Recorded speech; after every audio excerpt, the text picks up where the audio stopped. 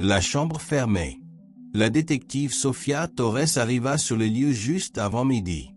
La victime, M. Javier Martinez, était un professeur d'histoire à la retraite qui vivait seul dans un petit appartement situé au dernier étage d'un vieil immeuble.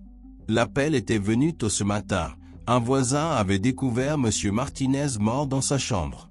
Le plus étrange, la porte de la chambre était verrouillée de l'intérieur et les fenêtres étaient hermétiquement fermées. Aucun signe d'effraction n'était visible. Sofia entra dans la chambre. Le corps de M. Martinez gisait sur le sol, près de son bureau, une blessure à la tête visible, avec du sang formant une flaque sous lui. Une lampe brisée et une chaise renversée complétaient le décor chaotique. Des papiers et des livres étaient éparpillés dans toute la pièce. « Comment peut-on tuer un homme dans une chambre verrouillée ?» murmura Sofia pour elle-même. Le propriétaire, M. Ortega, se tenait non loin, visiblement secoué. « J'ai dû forcer la porte », expliqua-t-il. Le voisin m'a appelé en disant qu'il n'avait pas vu M. Martinez depuis 2 jours. Quand j'ai frappé et que je n'ai pas eu de réponse, j'ai utilisé ma clé de rechange pour entrer dans l'appartement. Mais la porte de la chambre était verrouillée de l'intérieur. Sofia acquiesça. « Et les fenêtres ? » « Elles sont aussi verrouillées, » répondit Ortega. Cette pièce était scellée comme un coffre-fort. Sofia examina les fenêtres. Elles étaient fermées à clé, sans aucun signe de manipulation. Un escalier de secours était visible à l'extérieur de l'une des fenêtres, mais il ne semblait pas avoir été utilisé. Sofia porta ensuite son attention sur le bureau. Parmi les papiers épars, une page attira son regard. Écrite en grosses lettres, elle disait « Regarde là où personne ne pense à regarder ». À côté des papiers se trouvait une petite photographie de M. Martinez avec un homme plus jeune. Au dos, quelqu'un avait inscrit « Frère pour toujours ». Sofia se tourna vers M. Ortega. « M. Martinez avait-il de la famille ?» Ortega hésita. Il avait un frère, Diego, mais ils ne se parlaient plus depuis des années. Ils avaient eu une sorte de rupture. « Savez-vous où vit Diego ?» « Non, mais il venait parfois nous rendre visite. »« Je ne l'ai pas vu récemment, » répondit Ortega. Sofia fronça les sourcils. Cela pourrait constituer un mobile. Elle devait en savoir plus sur Diego. Mais d'abord, elle parla au voisin. Un voisin, Madame Alvarez, avait quelque chose d'utile à partager. « J'ai entendu des voix provenant de son appartement il y a 2 nuits, » dit-elle. On aurait dit une dispute. Je n'ai pas pu entendre exactement ce qu'il disait, mais c'était fort. Puis tout est redevenu silencieux. « À quelle heure cela s'est-il passé ?» demanda Sofia. « Vers 22 heures, » répondit Madame Alvarez. C'était étrange car M. Martinez recevait rarement des visiteurs. « Avez-vous vu quelqu'un partir ?»« Non, » dit Madame Alvarez en secouant la tête. « Mais je ne faisais pas très attention. » De retour dans l'appartement, Sofia inspecta à nouveau la pièce. Quelque chose clochait encore. Elle s'agenouilla près du bureau et aperçut un petit objet métallique sous les papiers. C'était une clé. Sofia la ramassa et l'essaya dans la porte de la chambre. Elle s'inséra parfaitement. Le meurtrier avait verrouillé la porte après le meurtre. Mais comment était-il sorti? Elle se dirigea vers la fenêtre. L'escalier de secours semblait être la seule issue. Elle ouvrit la fenêtre et examina le rebord. Il était propre, sans empreinte, mais Sofia remarqua une petite égratignure sur le loquet, comme si la fenêtre avait été fermée à la hâte. Le meurtrier est sorti par là, a verrouillé la fenêtre de l'extérieur et a jeté la clé dans la pièce, conclut-elle. Plus tard dans l'après-midi, l'équipe de Sofia localisa Diego Martinez. Au début, il y est tout, mais lorsque Sofia lui montra la photo et la clé, son histoire s'effondra. C'était un accident, dit Diego, la voix tremblante. Nous nous sommes disputés au sujet de l'héritage de notre père. Il disait que je ne le méritais pas, et j'ai perdu le contrôle. Je l'ai frappé avec la lampe. Je ne voulais pas le tuer. Comment as-tu verrouillé la porte? demanda Sofia. J'ai paniqué, admit Diego. J'ai verrouillé la porte de la chambre, je suis sorti par la fenêtre vers l'escalier de secours et j'ai fermé la fenêtre derrière moi. J'ai jeté la clé à l'intérieur par l'écart avant que la fenêtre ne se referme complètement. Avec la confession de Diego, le mystère de la chambre verrouillée fut résolu. Ce fut une tentative astucieuse de dérouter la police, mais son plan avait laissé trop d'indices. Alors que Sofia quittait l'appartement, elle jeta un dernier regard en arrière. La pièce était désormais silencieuse, mais elle restait pleine de secrets. Même les meilleurs plans finissent par s'effondrer, pensa-t-elle. Et la vérité finit toujours par éclore.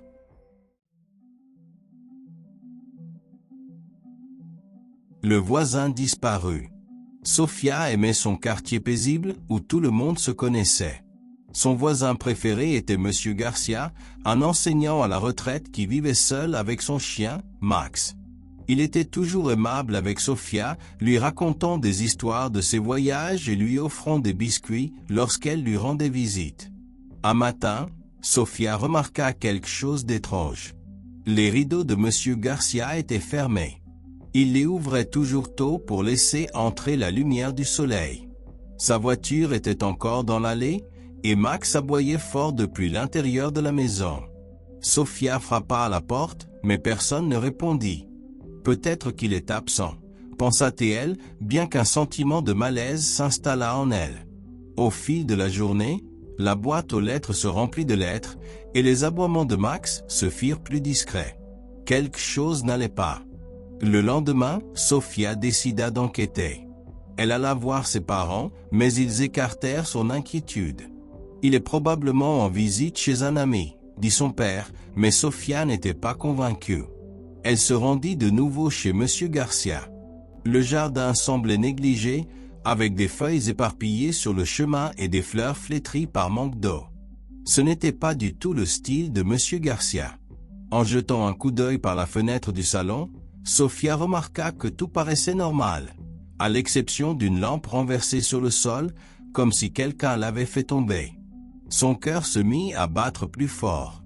Et si quelque chose de grave lui était arrivé, murmura-t-elle. Sofia décida alors de vérifier la boîte aux lettres. Elle était bourrée d'enveloppes, mais une lettre attira son attention. Elle n'avait pas d'adresse de retour et l'écriture était tremblante. Curieuse, Sofia l'ouvrit et lut. « Tu aurais dû rester silencieux. Maintenant, il est trop tard. » Les mains de Sofia tremblaient. Que pouvait bien signifier cette lettre? Qu'il avait envoyée? Son imagination se mit à déborder. Elle remit rapidement la lettre dans la boîte aux lettres et rentra chez elle, à la fois effrayée et déterminée. Cet après-midi-là, Sofia s'installa près de la fenêtre de sa chambre et observa la maison de Monsieur Garcia. Les heures passèrent, mais il n'y avait aucun signe de lui. Puis, elle remarqua un homme se tenant près de la porte d'entrée. Il portait une veste sombre et des lunettes de soleil et jetait des coups d'œil nerveux autour de lui. Sofia attrapa son téléphone et prit une photo de l'homme. Il frappa à la porte, attendit, puis contourna la maison par l'arrière. Poussée par une vive curiosité, Sofia décida de le suivre. Elle se faufila dans le jardin de Monsieur Garcia, veillant à rester cachée. L'homme avait disparu, mais la porte arrière était ouverte. Rassemblant son courage, Sofia entra. La maison était silencieuse, à l'exception du léger tic-tac d'une horloge. Tout semblait identique à ce qu'elle avait toujours connu, sauf la lampe renversée dans le salon. Puis, elle entendit un bruit, une voix faible venant du sous-sol. Le cœur battant, Sofia s'approcha de la porte du sous-sol. Elle était entr'ouverte et elle pouvait entendre une conversation. Une voix semblait en colère, l'autre effrayée. Prenant une grande inspiration, Sofia descendit en douce les escaliers. Au bas, elle jeta un coup d'œil autour du coin et resta figée. L'homme en veste sombre se tenait devant Monsieur Garcia, qui était attaché à une chaise. Monsieur Garcia avait l'air effrayé mais n'était pas blessé. « Tu n'aurais pas dû parler » grogna l'homme. « Je n'ai rien dit à personne » implora Monsieur Garcia. « S'il te plaît, Laisse-moi tranquille. » L'esprit de Sophia s'emballa. Elle devait agir vite. En regardant autour d'elle, elle repéra un vieux balai appuyé contre le mur. Elle le saisit, entra dans la pièce et cria « Laissez-le tranquille !» L'homme se retourna, surpris, donnant à Sophia juste assez de temps pour balancer le balai contre ses jambes. Il trébucha, et M. Garcia profita de l'instant pour donner un coup de pied à l'homme au tibia, le faisant tomber. Rapidement, Sophia sortit son téléphone et appela la police. La police arriva quelques minutes plus tard et arrêta l'homme. Ils expliquèrent que M. Garcia avait été témoin, il y a des années, de quelque chose qui l'avait mis en danger. L'homme essayait de le réduire au silence, mais grâce à Sophia, son plan avait échoué. Alors que les ambulanciers vérifiaient l'état de M. Garcia, il sourit à Sophia. « Tu as été courageuse, Sophia. Merci de m'avoir sauvée. » Sophia rougit, se sentant à la fois fière et soulagée. Le quartier retrouvait sa sécurité, mais elle ne pouvait s'empêcher de penser à quel point ils avaient failli perdre M. Garcia. En rentrant chez elle, Sophia jeta un dernier regard à la maison de M. Garcia. Parfois, être curieuse n'est pas si mal, pensa-t-elle avec un petit sourire. Et la vérité finit toujours par éclore.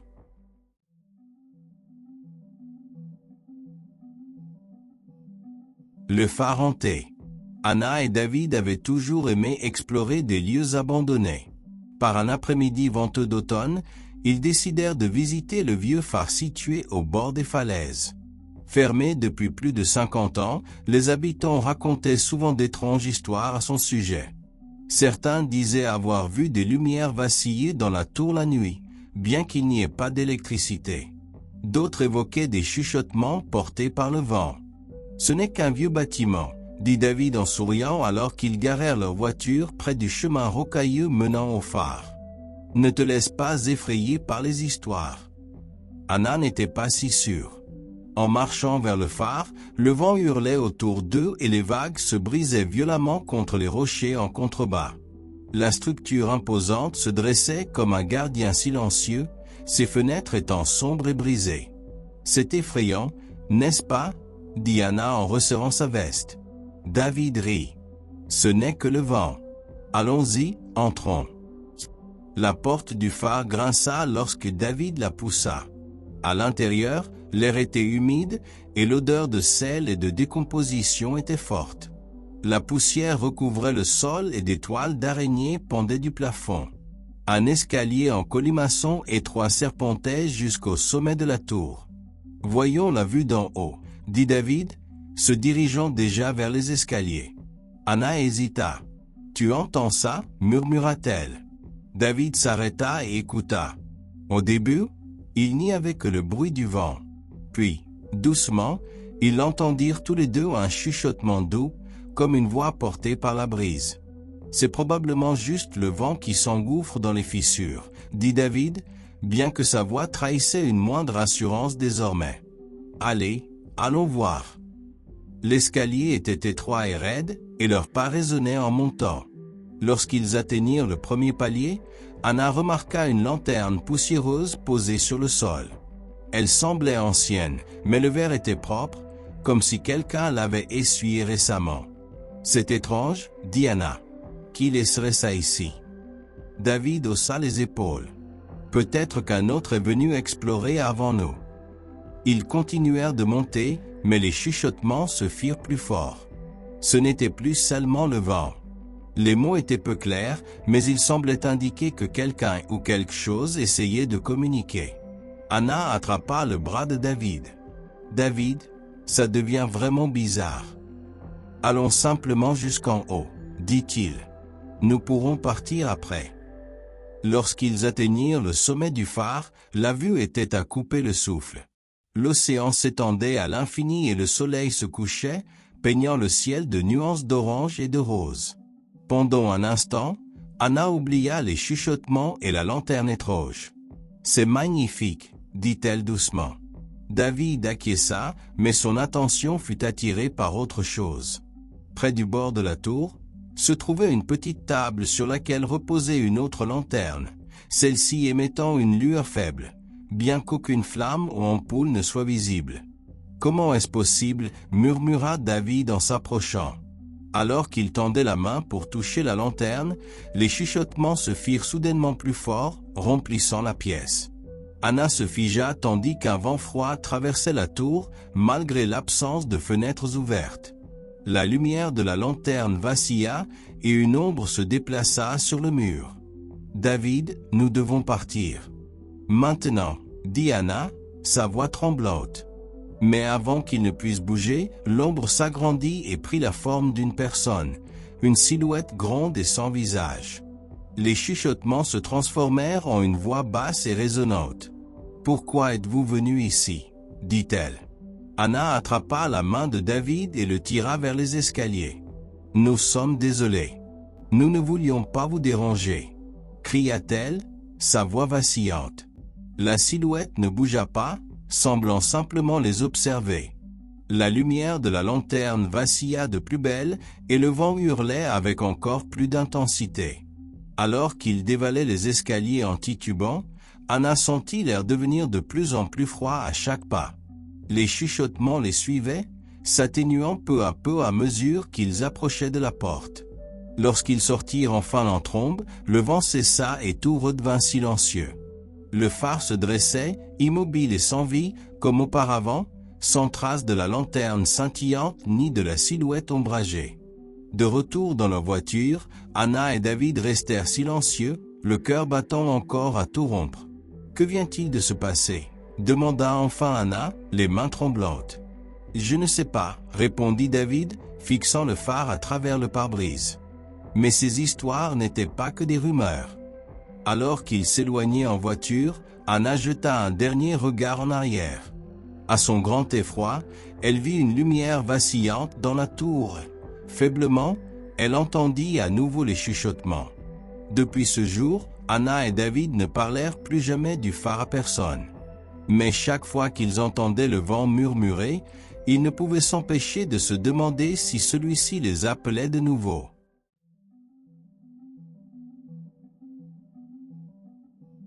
El Heritage voulait. Lukas fixit la vitrine via, choqué. El Heritage familie des Alvarez, un collier de emerald transmis de generation en generation, avait disparu. Le vare etoit brisé et des éclats unscheint le sol. La vex tremblante di sa grandmare le romena la réalité. Lukas, comment cela a-t-il pu arriver? Tu étais chesta tout le temps. La vex di MMA Alvarez etoit la effuis inquiète et accusatrice. Je ne sais pas, maime, répondit Lukas, la vex tremblante. Je n'ai entendu personne force à l'entrée. Je étais dans ma chambre tout le temps. Mais les di MMA Alvarez etaient pleins de doute, et Lukas ne pouvait pas lui en vouloir. Il était le seul être présent dans la maison au moment des fêtes. Comment expliquer le collier disparu et les que personne d'être en était entré? La police arriva rapidement après que MMA Alvarez les ait appelés. L'inspecteur principal, l'inspecteur Morales, était un homme grand exuperant, qui ne laissait rien échapper. Il parcourut la maison, inspectant la vitrine brisée et prenant des notes. Il n'y a aucun signe d'effraction, dit Morales en regardant Lukas. Et les portes et les fenêtres étaient verrouillées. Tu étais bien chesto, et n'est-ce pas? Oui, répondit nerveusement Lukas. Mais je n'ai l'œil pas pris. Pourquoi volerais-je le collier de ma propre famille? L'inspecteur Morales ne répondit pas, continuant d'observer Lukas de PRS. Parfois, les gens font des choses étranges quand ils sont désespérés, dit-il. As-tu des dettes, des problèmes à l'école? Une raison de vendre le collier?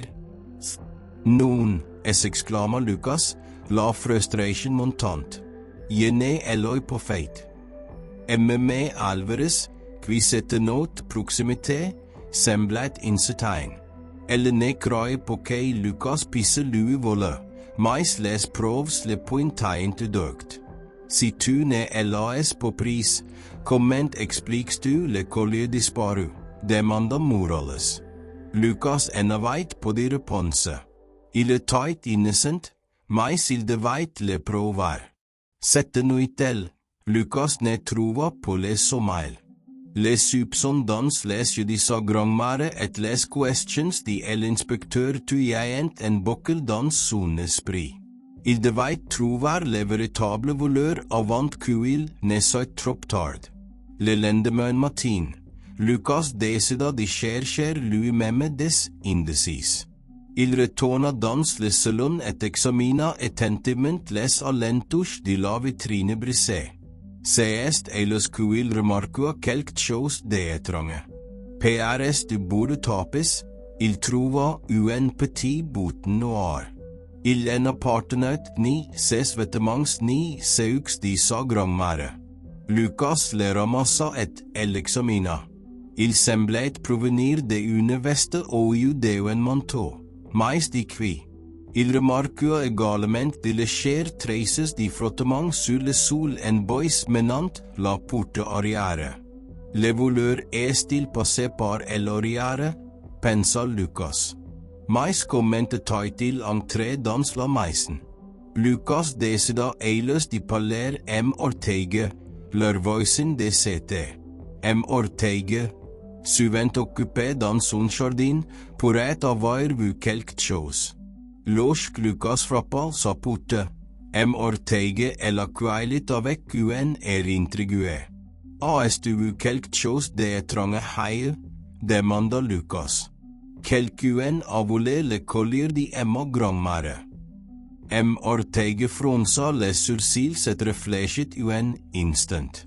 Maintenant que tu le mentionnes, j'ai vu quelqu'un PRS de chez vous. C'était un homme en manteau sombre. Il se dirigeait vers votre jardin vers el herre du déjeuner. J'ai pensé que c'était peut-être un livreur ou quelque chose dans ce genre. Le cœur de Lucas battait la chamade. As-tu vu son visage? Demanda-t-il. Non, il avait sa capuche relevée, répondit M. Ortega. Mais il marchait rapidement, comme s'il ne voulait pas être vu. Lucas comprit que le bouton qu'il avait trouvé pouvait appartenir à l'homme qu'elle M. Ortega avait vu. Il se précipita chez lui et montra le bouton MMA Alvarez, lui expliquant ce qu'il avait appris. Mais, le voleur a dépassé par la porte arrière, dit Lucas. Nous devons le dire à l'inspecteur Morales. MMA Alvarez hésita, puis acquiesça. Ensemble, ils se rendirent au commissariat. Lucas expliqua tout Morales, lui montrant le bouton et décrivant ce qu'elle M. Ortega avait vu. L'inspecteur écouta attentivement, puis hocha la tête. Cela pourrait être utile. Nous allons vérifier les caméras de surveillance, proximité et essayer d'identifier cet homme. 2 jours plus tard, l'inspecteur Morales appela MMA Alvarez pour lui donner des nouvelles. Nous avons trouvé le voleur, annonça-t-il. C'est un cambrioleur connu du nom de Victor Salazar. Il est introduit dans les maisons du quartier. Le bouton et la description de votre voisin nous ont permis d'identifier. Lucas et sa grand-mère furent soulages. La police récupéra le collier dans l'appartement de Salazar et il fut rendu à MMA Alvarez. Je suis désolé de t'avoir douté, Lucas, dit MMA Alvarez en le serrant fort dans ses bras. J'ai hâte de savoir que tu ne voudrais jamais le collier de ta propre famille. Lucas sourit, ne pouvant dissimuler son soulagement. C'est un rien, Mimi. Je suis juste heureux que nous ayons retrouvé le collier. Et l'inspecteur Morales serra la main de Lucas. Beuen travail pour avoir trouvé ces boutons, dit-il. Tu ferais une beuen détective. Lucas sourit. On l'accusait de quelque chose qu'il n'avait pas fait, mais il avait prouvé son innocence. Et dans ce processus, il avait appris une leçon importante. Parfois, il faut se battre pour découvrir la vérité, même quand personne ne croit en vous. We hope you enjoyed these French short stories. If you're looking to improve your French language skills, check out the following educational materials available for sale on Amazon. The books range from A1 beginner level all the way to C2 proficient level for more experienced students. We also have some daily exercise books, phrase books, themed short stories, and kids books. We have a large French selection, so head on over to Amazon if you are interested and check us out. And be sure to like and subscribe.